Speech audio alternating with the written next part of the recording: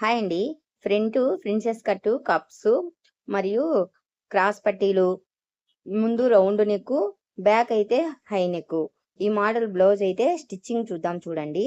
ముందుగా అయితే princess cut ఎదురెదురుగా పెట్టుకొని జాయింట్ అయితే చేస్తున్నాను చూడండి. ప్రిన్సెస్ కట్ సాగవీకోకుండా నీట్ గా చూసుకొని అయితే జాయింట్ చేసుకోండి. సాగవీకితే ముందర కొంచెం గూబలాగా వచ్చి హెచ్చు తగ్గులైతే వస్తుంది. కప్స్ పెట్టుకోవాలని చెప్పాను కదా, అందుకని ఒరిజినల్ క్లాత్, లైనింగ్ క్లాత్ విడివిడిగా జాయింట్ అయితే చేసుకోవాలన్నమాట. ముందు వీడియోలో ఈ మోడల్ కటింగ్ అయితే చూపించాను చూడండి. మీరు వీడియో స్కిప్ చేయకోకుండా మొత్తం చూడండి, నీట్ గా అర్థమైపోతుంది. చూడండి, జాయింట్ చేసిన తర్వాత కప్స్ అయితే ఇలా సెట్ చేసుకోవాలన్నమాట. ఈ క్లాత్ మందం ఉంది కాబట్టి single lining cloth, single original cloth అయితే నేను యూజ్ చేస్తున్నాను. ఒకవేళ మీరు పల్చటి క్లాత్ వేయాలనుకున్నారనుకో, కంపల్సరీ డబల్ లైనింగ్ అయితే యూజ్ చేయండి. డబల్ లైనింగ్ యూజ్ చేసినప్పుడు ఫస్ట్ ఒక లైనింగ్, ఒక ఒరిజినల్ క్లాత్ కలిపి కుట్టేసుకోండి. తర్వాత విడిగా ఒక లైనింగ్ అయితే ఇలా అటాచ్ చేసుకోండి. ఇప్పుడైతే ఒరిజినల్ క్లాత్, లైనింగ్ క్లాత్ రెండు విడివిడిగా అటాచ్ అయితే చేసి పెట్టుకున్నాను కదా.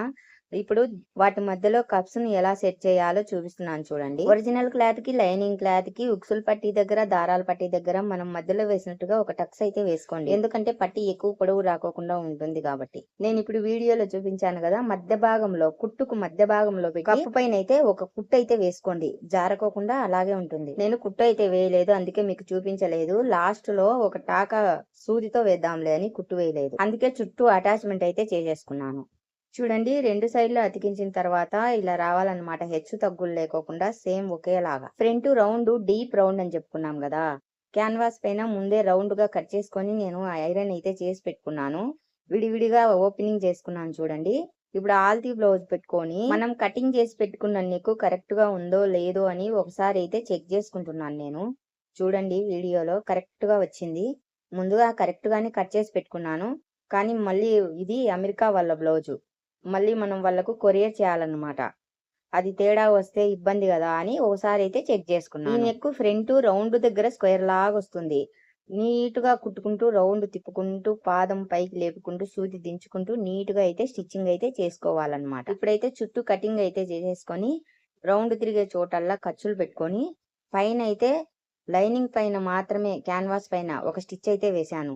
పైన అయితే ఎక్కడే గాని కుట్లు అనేది వేయలేదు, ఎందుకంటే వాళ్ళకు ఫినిషింగ్ బొటక్ స్టైల్లో ఉండాలి, లేదంటే వాళ్ళు ఒప్పుకోరు. చూడండి, తిప్పి ఐరన్ అయితే చేశాను, ఎక్కడే గాని ఒక్క స్టిచ్ కూడా వేయలేదు పైన. ఇప్పుడు రెండు సైడ్లు అలాగే కుట్టుకొని రెడీ అయితే చేసి పెట్టుకున్నాను. ఇప్పుడు ఫ్రంట్ క్రాస్ పట్టీలు అయితే అతికించేసుకోవాలి. బిగినర్స్ అయితే క్రాస్ పట్టీలు అతికించేటప్పుడు కన్ఫ్యూజ్ పడుతుంటారు.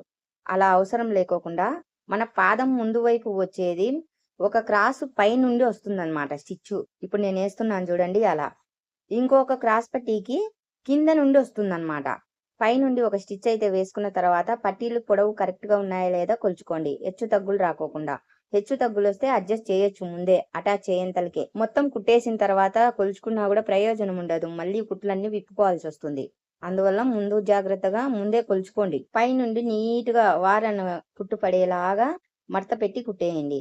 లోపల పైన కుట్లు అయితే ఏం కనిపించవు. చూడండి, పైన రెండు కుట్లు అయితే వేసేసాను, నీట్ గా ఉంటుంది కాబట్టి. ముందుగా చెప్పాను కదా, క్రాస్ పట్టీల్లో కన్ఫ్యూజ్ పడుకోకుండా ముందు పై నుండి ఒకటి వస్తుంది మన పాదం ఎదురుగా. ఇప్పుడు షేప్ పట్టి కింద నుండి స్టిచ్ చేస్తున్నా చూడండి, పాదం ఎదురుగా కింద నుండి వస్తుంది, గమనించండి. నేను వివరంగా షేప్ పట్టీల గురించి చెప్పాలనే రెండు షేప్ పట్టీలు స్టిచ్ చేసేది మీకు అదే పనిగా స్పీడ్ లో పెట్టి చూపించాను. వీళ్ళకు హుక్సులు పట్టి, కాజా పట్టి వేరు ఉంటాయన్నమాట. వీళ్ళకి ఎడం పక్క కాజాల పట్టి, కుడిపక్క హుక్సులు పట్టి ఉంటుందన్నమాట. నేను అలాగే వేస్తున్నాను చూడండి. మా ఏరియాలో అయితే కుడిపక్క దారాల పట్టి, ఎడం పక్క హుక్సులు పట్టి ఉంటుంది. మీ ఏరియాలో ఏ విధంగా ఉంటుందో మీరు అలా అయితే వేసుకోండి. ఇది హైనెక్ బ్లౌజ్ కాబట్టి మెడ క్లాత్ మనకు ఉండదు కాబట్టి మిగిలిన క్లాత్ లో సపరేట్ గా 3 ఇంచ్ క్లాత్ అయితే తీసుకున్నాను తాళ్ళ పట్టి కోసం. ముందుగా పై నుండి చక్కగా అయితే ఒక స్టిచ్ అయితే వేసుకోండి. తర్వాత కింద పైన అయితే మనము క్రాస్ పట్టి పైన పట్టి వేసాం కాబట్టి కింద పైన ఒక మడత అయితే మర్చేయండి. తర్వాత తిప్పుకొని కొంచెం మర్చి ఒక స్టిచ్ అయితే వేయండి నీట్ గా. కుట్టు మనం ముందు కుట్టుకున్న కుట్టు పైన పడేలాగా వేసుకోండి. ఎక్స్ట్రా పైన ఒక స్టిచ్ వేసుకోండి.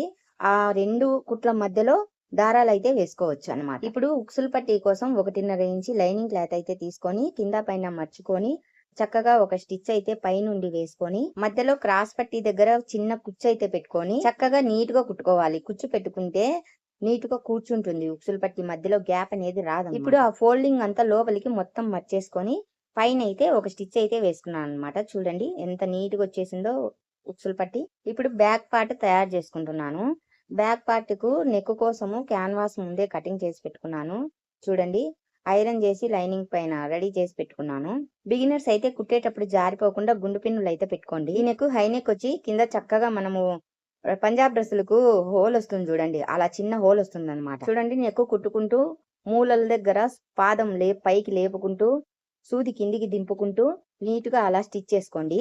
నీట్ గా వస్తుంది నెక్ అయితే గనక. నేను వీడియోలో ఎలా కుడుతున్నానో ఒకసారి మీరు గమనించండి. వీడియో మొత్తం స్కిప్ చేసుకుంటూ పోతే మీకేం అర్థం కాదు. స్కిప్ చేయకోకుండా నిదానంగా చూసుకొని నేర్చుకోండి. కుట్టిన తర్వాత చుట్టూ అంతా కటింగ్ అయితే చేసేసుకొని మనకు అవసరమైన చోట్ల మూలలు ఖర్చులు అయితే పెట్టుకోవాలి. ఖర్చులు పెట్టుకుంటే నీట్ గా వంగుతుందన్నమాట క్లాత్. మూలలు నీట్ గా వస్తాయి. చాలా సార్లు నేను ఈ విషయం చెప్పాను మీకు. నేను వీడియోలో ఖర్చులు అయితే పెడుతున్నాను చూడండి.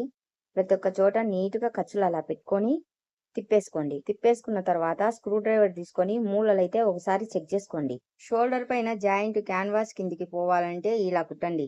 చూడండి, నేనైతే వీడియోలో ఎలా కుడుతున్నానో ముందుగా క్యాన్వాస్ ముందుకు పెట్టుకొని ఒకటి బ్యాక్ పార్ట్ది ఫ్రంట్ పార్ట్ దానిపైన పెట్టేసి కుట్టి తిప్పి మళ్ళా పైన పెట్టేసి కుట్టేయండి. క్యాన్వాస్ పైకి మర్చేసి ఇంకొక స్టిచ్ అయితే వేసుకోండి.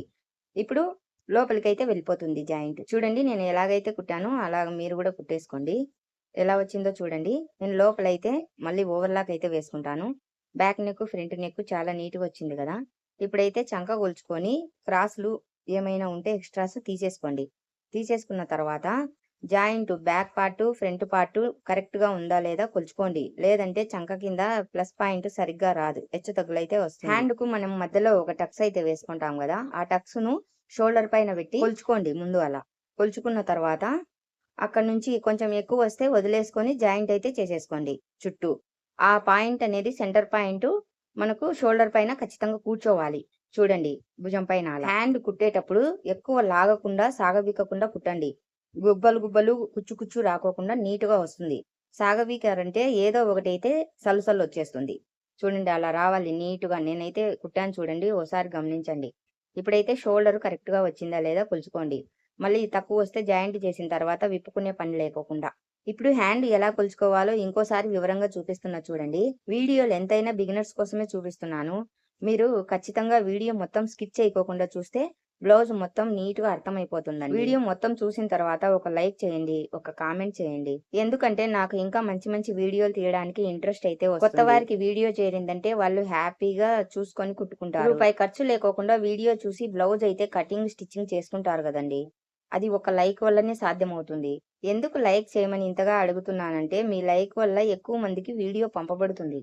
ఇలాగైతే కుట్టేసుకోవాలి. రెండు హ్యాండ్స్ నీట్ గా ఎక్కడ కుచ్చు కుచ్చు లేకోకుండా నీట్ గా అయితే కుట్టేసుకోండి. ఇప్పుడైతే ఆల్తీ బ్లౌజ్ తీసుకోండి. వాళ్ళ హ్యాండ్ లూజ్ ఎంత ఉందో కొలుచుకోండి. మీ దగ్గర ఆల్తీ బ్లౌజ్ కనుక లేకుంటే మీరు టేప్ కొలత తీసుకుంటారు కదా, టేప్ తో అయితే తీసుకోండి.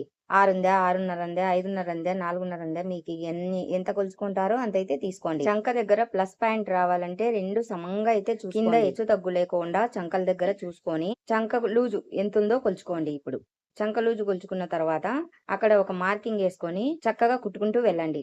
చూడండి, ఇలాగైతే కుట్టుకుంటూ వెళ్ళాలి. నేనైతే చక్కగా కుట్టుకుంటూ వెళ్తున్నాను. ఒకసారి మీరు కూడా చూడండి. ఇలాగైతే ట్రై చేయండి. బ్లౌజ్ అయితే చాలా నీట్ గా ఫినిషింగ్ అంతా బొటెక్ స్టైల్లో సూపర్ గా వస్తుంది. మాస్టర్స్ సీక్రెట్ ఇదేనండి. ఇంకా మీరు సైడ్ ఎక్స్ట్రా ఒక కుట్టు వేసుకుంటారో 2 కుట్లు వేసుకుంటారో, నేనైతే 3 కుట్లు అయితే వేసుకుంటానండి. లాస్ట్ లో ఒక కుట్టేసి ఓవర్లాక్ అయితే చేసేసుకుంటాను. ఇప్పుడు నడుము అయితే కరెక్ట్ గా వచ్చిందా లేదా కొలుచుకోండి. నేను కుట్టిన బ్లౌజ్ అయితే పర్ఫెక్ట్ గా వచ్చేసింది. ఇప్పుడు చంక దగ్గర చూడండి, హెచ్చు తగ్గులు అనేది రాకోకుండా ప్లస్ పాయింట్ ఎలా వచ్చిందో గమనించండి. ఇప్పుడు బ్లౌజ్ అంతా పూర్తయిన తర్వాత లుక్ చూడండి ఎంత బాగా వచ్చిందో. బొటెక్ స్టైల్లో ఉంది కదా. వీడియో నచ్చితే ఒక లైక్ చేయండి.